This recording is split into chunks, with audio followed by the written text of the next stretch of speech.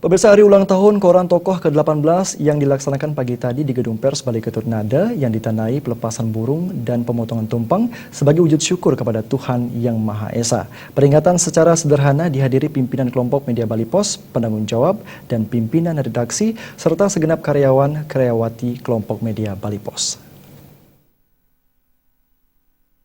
Koran Tokoh Bacaan Wanita dan Keluarga pada 9 November ini genap berusia 18 tahun. Perayaan Hari Ulang Tahun Tokoh turut dihadiri penanggung jawab Koran Tokoh IGD Palgunadi, redaktur pelaksana Ngurah Budi, dan segenap karyawan Tokoh.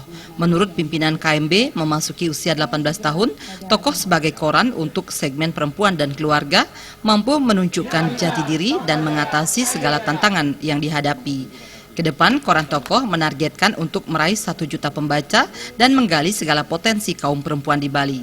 Redaktur pelaksana Tokoh Ngurah Budi menyatakan, pada hari ulang tahun ke-18 ini, target dan program Tokoh tahun sebelumnya telah tercapai dan berjalan lancar. Mengenai target 1 juta pembaca sesuai arahan pimpinan KMB, Koran Tokoh terus bersinergi dengan tokoh-tokoh perempuan di Bali sehingga target yang ditentukan dapat tercapai.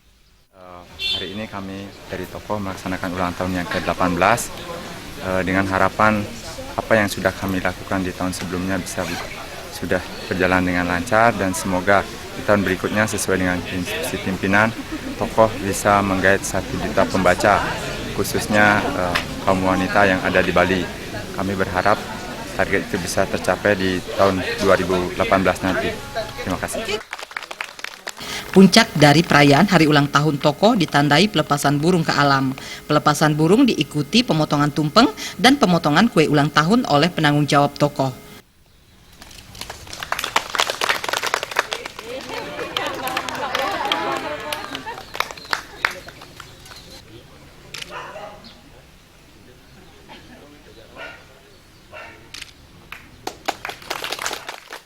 Rangkaian peringatan Hari Ulang Tahun Tokoh diakhiri dengan acara ramah tamah.